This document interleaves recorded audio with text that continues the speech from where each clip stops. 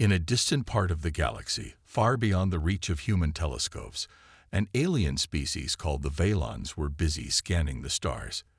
They had been traveling through space for centuries, searching for new planets to explore and resources to claim. Their technology was advanced, their ships sleek and silent as they moved between worlds. One day, while monitoring signals from deep space, they picked up something strange. It was faint at first, almost like static, but as they focused their equipment, the signal became clearer. It was coming from a small blue planet orbiting a yellow star.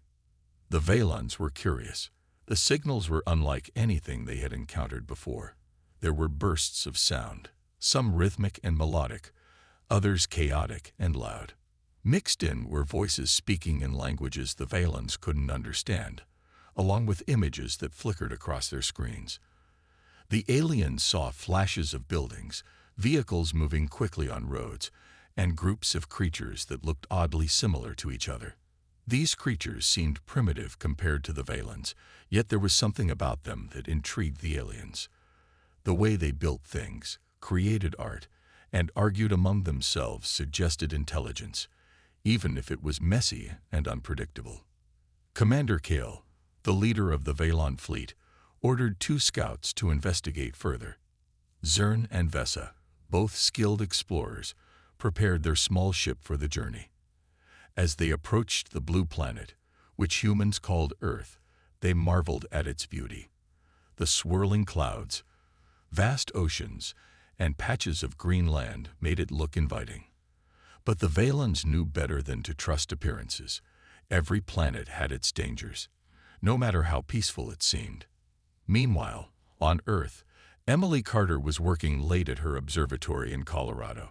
She loved the quiet solitude of the place, especially at night when the sky stretched endlessly above her. Emily spent most of her time studying stars and trying to detect signs of life beyond Earth. That evening, she noticed something unusual, a faint energy signature near Saturn's orbit. At first, she thought it might be a glitch in her equipment or some natural phenomenon. But as she analyzed the data, she realized the pattern wasn't random. It repeated itself in short bursts, almost like a code. Emily decided to share her discovery with someone who might help make sense of it. She reached out to Daniel Harper, a journalist known for his interest in science and unexplained mysteries. Daniel was skeptical at first, thinking Emily might be overreacting. But when he saw the numbers and charts she showed him, he couldn't deny that something unusual was happening. Together, they began piecing together clues, wondering if this could finally be proof of extraterrestrial life. As they worked, neither Emily nor Daniel realized just how close they were to uncovering the truth. High above Earth, Zern and Vesa were already preparing to descend closer to the planet. They wanted to learn more about these strange beings who sent out such peculiar signals. Little did anyone know, this encounter would change everything, for both humans and aliens alike. Back at the observatory, Emily felt a shiver run down her spine. Something about the energy signature felt deliberate. It was as if whatever, or whoever, it belonged to was watching them. She shook off the feeling and reminded herself to stay focused. Whatever was out there, she was determined to find answers. Zern and Vesa guided their small scout ship closer to Earth, careful to keep it hidden from human eyes. The Valons had perfected the art of invisibility, using advanced technology to cloak their vessel as they entered the planet's atmosphere. They hovered over a bustling city, its streets filled with people rushing about their day. The aliens observed everything through holographic projections, fascinated by the strange behaviors of these creatures called humans. From above, the city looked like a maze of buildings, roads, and vehicles. Humans moved in all directions, some walking quickly, others sitting at tables outside cafes, chatting and laughing. Zern pointed out how fragile the humans seemed, their bodies small and delicate compared to the sturdy frames of the Valons. But Vesa noticed something else. Despite their fragility, humans appeared capable of incredible things. They built towering structures, created machines that flew through the air, and communicated using devices that fit in their hands.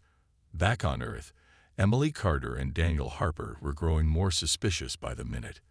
The energy signature near Saturn's orbit hadn't disappeared. It had grown stronger. Emily spent hours analyzing the data, her mind racing with possibilities. Could it be an alien ship? If so, why was it lingering near Earth?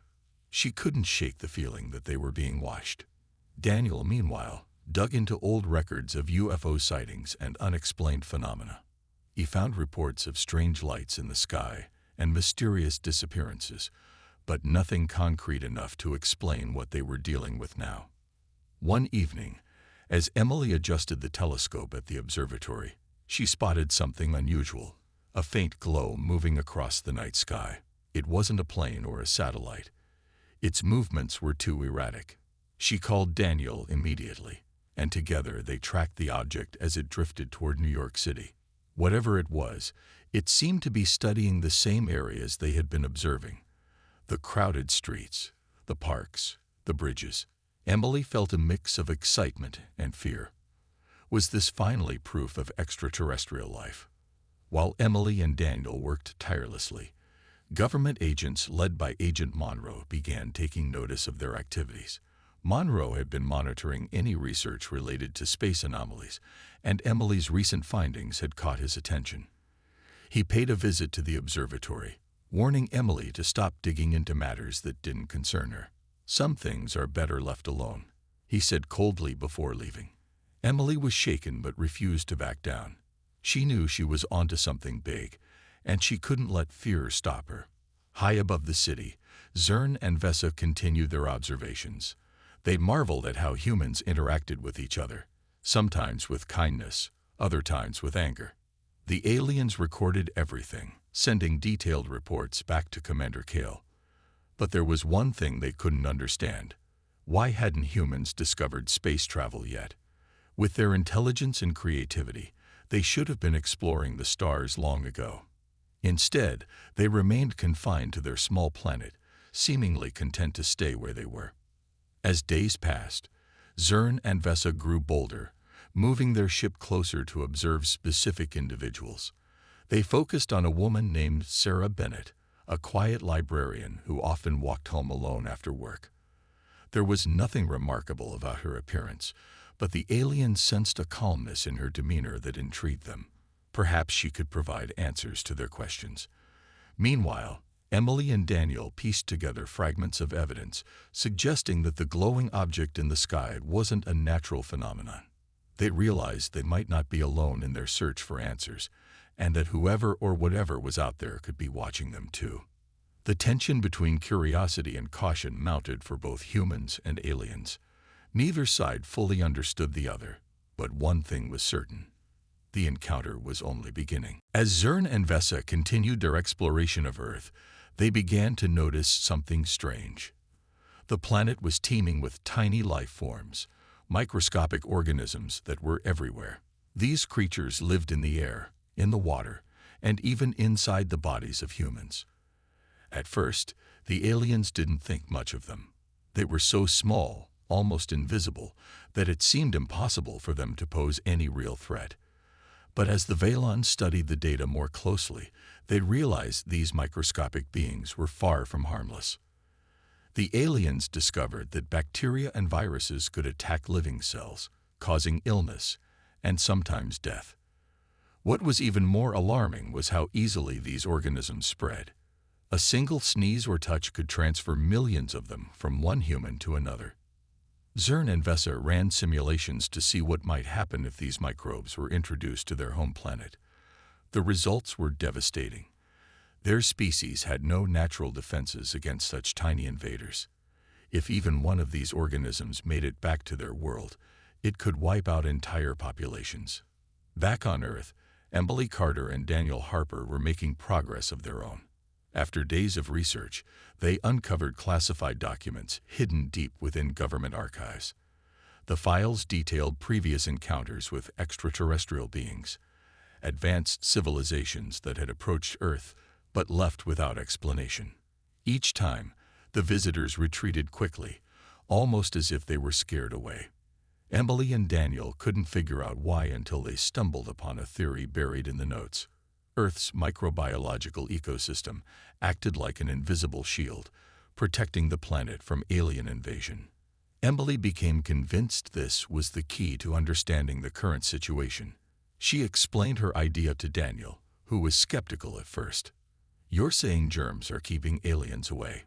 he asked, raising an eyebrow. But as Emily laid out the evidence, the patterns of retreat, the focus on biological studies in the reports, he started to see her point. Together, they decided to test the theory by analyzing samples of Earth's microorganisms. They worked late into the night, collecting data and running experiments in a makeshift lab set up in Emily's observatory. Meanwhile, Agent Monroe grew increasingly suspicious of Emily and Daniel's activities. He sent agents to monitor their movements, tapping their phones and intercepting emails. When Monroe learned about their unauthorized experiments, he issued a direct order for them to stop. "This isn't your jurisdiction," he warned during another tense visit. "Leave it alone before you get yourselves killed." Despite his threats, Emily and Daniel refused to back down. They knew they were close to uncovering the truth, and nothing would stop them now. High above Earth, Zern and Vesa reported their findings to Commander Kale. The leader of the Valon fleet listened carefully, his expression unreadable. When the scouts finished their presentation, he ordered them to proceed with extreme caution. "We cannot risk contamination," he said firmly. "Our mission is reconnaissance only. Do not engage unless absolutely necessary." But Zern couldn't shake the feeling that there was more to learn from these humans. He watched Sarah Bennett walk home every evening, noticing how she carried herself with quiet strength. There was something about her that reminded him of resilience, a trait he admired. Vesa, however, urged caution. "We've seen enough," she said. "It's time to leave this place before we make a mistake." Unbeknownst to both sides, the stage was set for a confrontation neither could have predicted. The Valons were torn between curiosity and fear, while Emily and Daniel raced against time to prove their theory. Earth's invisible defenders remained silent, waiting patiently for their role in the story to unfold. Commander Kale grew impatient. Days had passed, and Zern and Vesa had sent back reports filled with questions but no answers. The Valon leader wanted results, something tangible to justify the mission. He issued a new order: capture a human specimen for closer study. The goal was simple: to understand how humans coexisted with the dangerous microorganisms that seemed to thrive everywhere on Earth. If the Valons could unlock this mystery, they might find a way to protect themselves from the planet's invisible threats. Zern and Vesa hesitated. They had been trained to observe, not interfere. But orders were orders. Late one evening, as Sarah Bennett walked home from the library, the aliens activated their cloaked ship and positioned it directly above her. A beam of light shot down, enveloping her in a warm glow. Before she could scream or react, Sarah vanished, transported aboard the Valon vessel. Back on the street, life continued as if nothing had happened. No one noticed the brief flicker of light or the sudden absence of the quiet librarian. Inside the alien ship, Sarah woke up in a sterile metallic room. She felt disoriented, her heart racing as she took in her surroundings. The walls shimmered faintly, and strange symbols glowed on panels scattered around the chamber.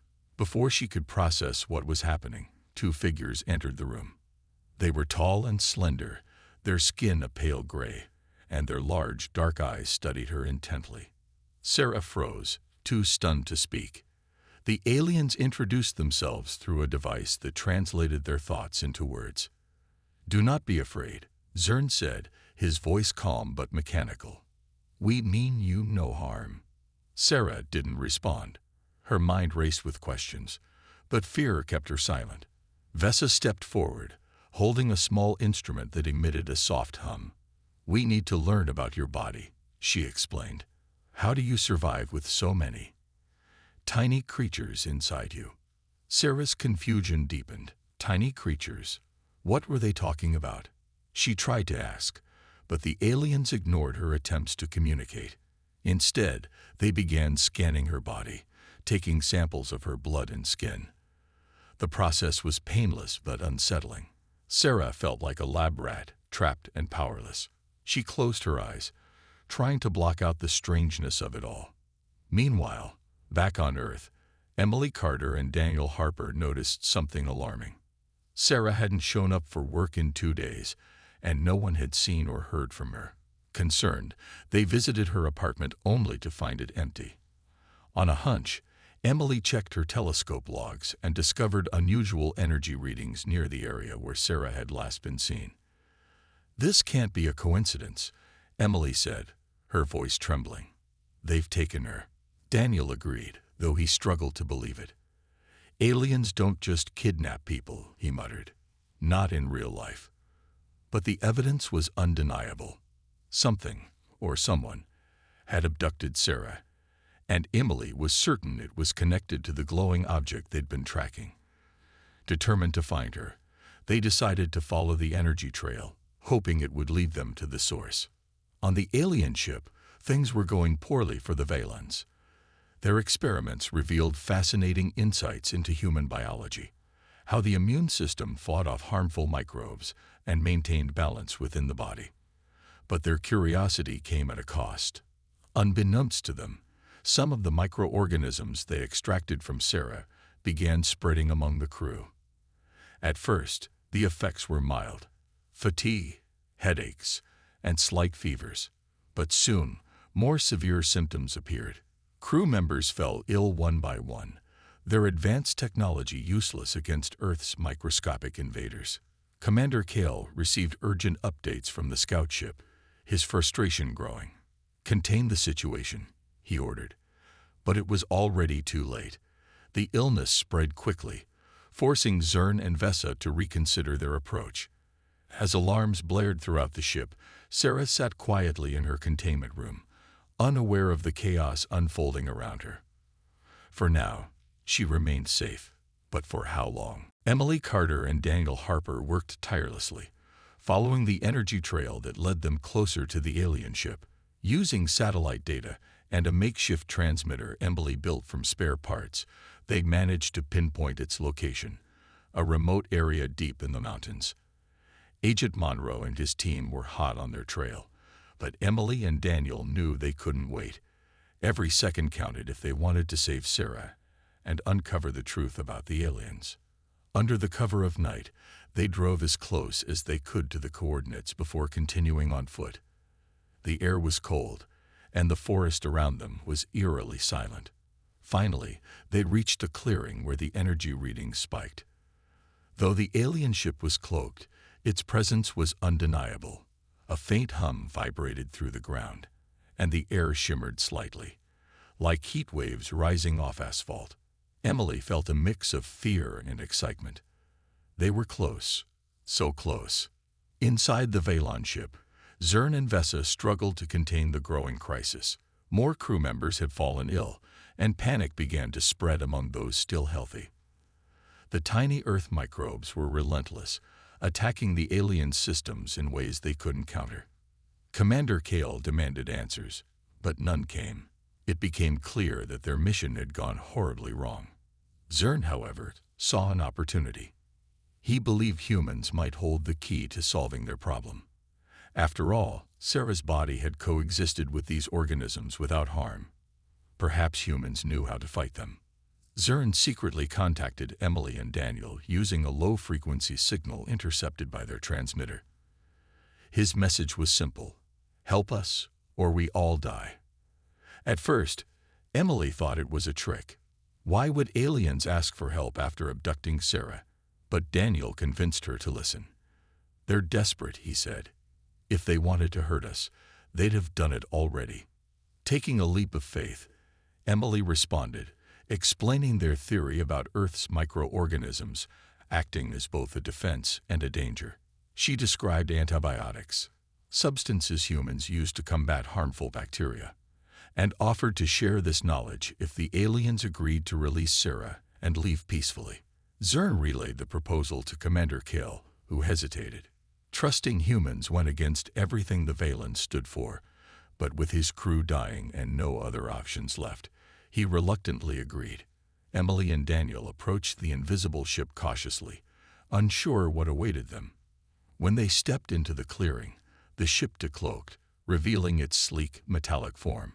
A hatch opened, and Zern emerged, motioning for them to follow. Inside, the scene was chaotic. Sick crew members lay on medical beds, their gray skin pale and clammy. Sarah sat nearby, looking exhausted but unharmed. When she saw Emily and Daniel, relief washed over her face. The group quickly got to work. Emily explained how antibiotics targeted specific bacteria while leaving others alone, emphasizing the importance of precision. With Daniel's help, she synthesized a treatment using basic materials found aboard the ship. The process wasn't perfect, but it was enough to stabilize the infected Valens. As the crew began recovering, tensions eased, and a fragile trust formed between the two species. Sarah played a crucial role during this time.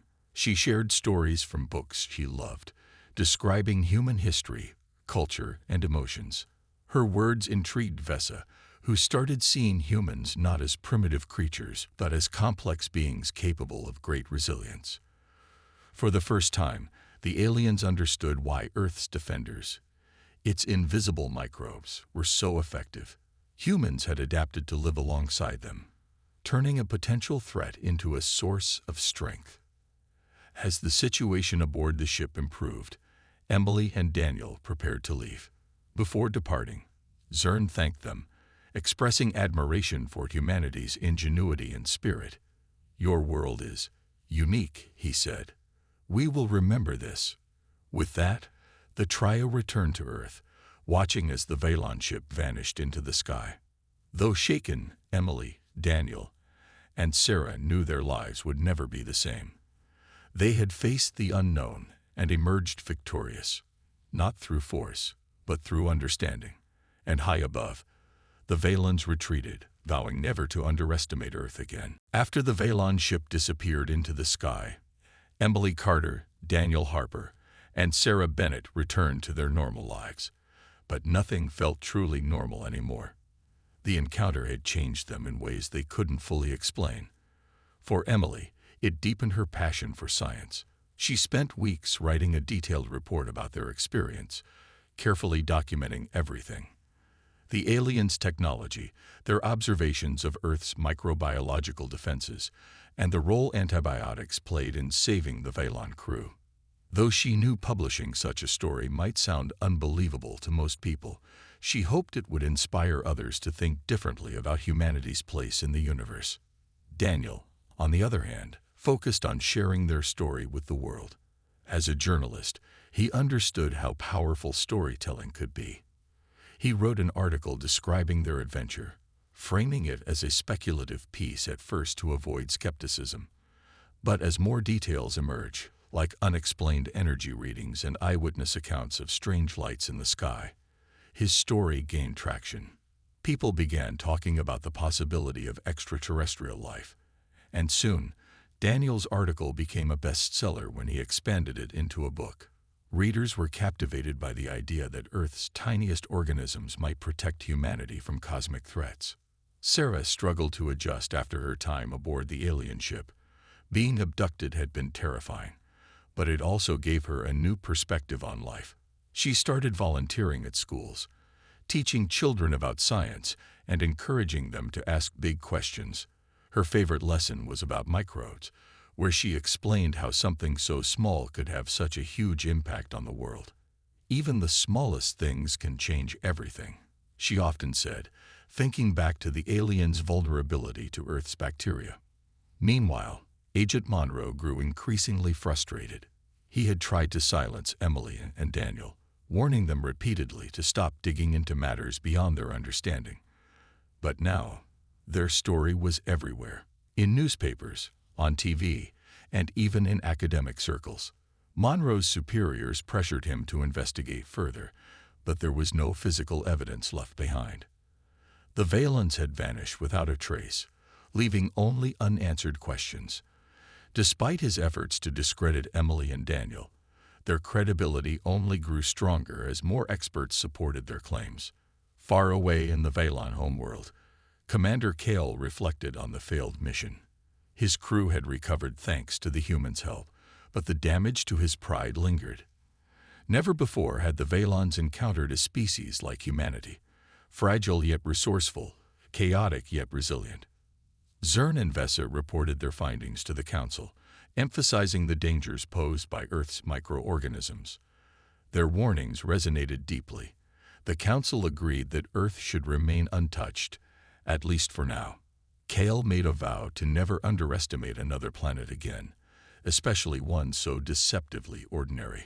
Back on Earth, Emily published her groundbreaking paper in a prestigious scientific journal. In it, she proposed a bold theory.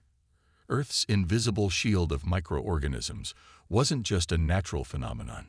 It was a key reason why advanced civilizations avoided invading the planet. Her work sparked debates among scientists worldwide, inspiring new research into the relationship between humans and microbes. Some criticized her ideas as too speculative, while others praised her creativity and insight. Regardless of the mixed reactions, Emily's name became synonymous with innovative thinking. As months passed, strange occurrences hinted that the Valon's visit had left a lasting mark. Power grids flickered inexplicably in certain areas, and satellites detected faint signals resembling those picked up near Saturn's orbit. Governments scrambled to investigate, but no definitive answers emerged. Public interest in space exploration surged, fueled by Daniel's book and Emily's research. Humanity began looking to the stars with renewed curiosity, wondering if they might one day meet the Valons, or others like them. Again. For Emily, Daniel, and Sarah, the experience remained a shared secret that bonded them forever. They often met at the observatory, gazing at the night sky and speculating about what lay beyond. Though they didn't know when, or if, they'd hear from the Valons again, they felt certain of one thing: Earth was special. Its invisible defenders ensured that, for now, humanity's fragile existence continued undisturbed. And somewhere out there, the Valons watched and waited, knowing they had much to learn from the tiny blue planet spinning quietly in the vastness of space. Months turned into years, and life on Earth continued as it always had. The encounter with the Valons faded from the headlines, becoming a mix of memory and legend. Some dismissed it as science fiction, while others held on to the belief that humanity wasn't alone in the universe. For Emily Carter, Daniel Harper, and Sarah Bennett, the experience remained vivid, a shared moment of wonder and fear that shaped their lives forever. Emily dedicated herself to studying Earth's microbiological ecosystem, determined to understand its role as humanity's unseen protector. Her research gained international recognition, leading to breakthroughs in medicine and environmental science. She often spoke at conferences, reminding audiences of the delicate balance between humans and the tiny organisms they lived alongside. "We owe our survival not just to ourselves," she would say, "but to the invisible allies we carry within us." Daniel's book became a cornerstone of modern discussions about extraterrestrial life. It inspired movies, documentaries, and even a new wave of interest in space exploration. People began looking up at the stars with fresh eyes, imagining what other civilizations might exist out there, and whether they too faced challenges like Earth's microbial defenses. Daniel traveled the world, giving talks and encouraging young people to pursue careers in science and journalism. He believed that understanding the unknown was humanity's greatest strength. Sarah found peace in her own way. After her abduction, she became an advocate for curiosity and courage. She visited schools, libraries, and community centers, sharing stories of resilience and the importance of asking questions. Her favorite story to tell was about the aliens who underestimated Earth's tiniest defenders. "Even the smallest things can make the biggest difference," she'd say, smiling as children listened wide-eyed. Her quiet confidence inspired many to embrace their own uniqueness. Far away in the Valon homeworld, Commander Kale never forgot the lessons of their failed mission. The council debated long and hard about how to approach future explorations, ultimately deciding to prioritize caution over conquest. They developed new protocols for studying planets, focusing on understanding potential threats before making contact. Zern and Vesa were celebrated as heroes for their quick thinking and willingness to cooperate with humans. Their actions had saved the crew, and possibly their entire species, from disaster. Though the Valens stayed away from Earth, they left behind subtle traces of their visit. Scientists occasionally detected faint signals in deep space, resembling those first intercepted near Saturn's orbit. Some believed these were messages from the Valens, hints that they were still watching and learning. Others thought it was mere coincidence, but the mystery lingered, keeping humanity's imagination alive. On Earth, the legacy of the encounter grew stronger with time. Governments invested more in space research, hoping to unlock the secrets of the universe. Private companies launched ambitious projects to explore Mars and beyond, driven by dreams of finding answers to age-old questions. Humanity's place in the cosmos felt both smaller and more significant than ever before. For Emily, Daniel, and Sarah, the experience was a reminder of how interconnected everything truly was. Earth's invisible shield of microorganisms wasn't just a defense mechanism. It was a symbol of balance, adaptation, and survival. The aliens had come seeking resources or knowledge, but they left with a deeper respect for a planet that defied expectations. And so the blue dot in the vastness of space continued spinning, protected by forces unseen yet undeniable. Somewhere among the stars, the Valens watched, waiting for the day when humanity might be ready to meet them again, not as adversaries, but as equals. Until then, Earth remained a curious anomaly, a fragile yet resilient world surrounded by endless possibilities.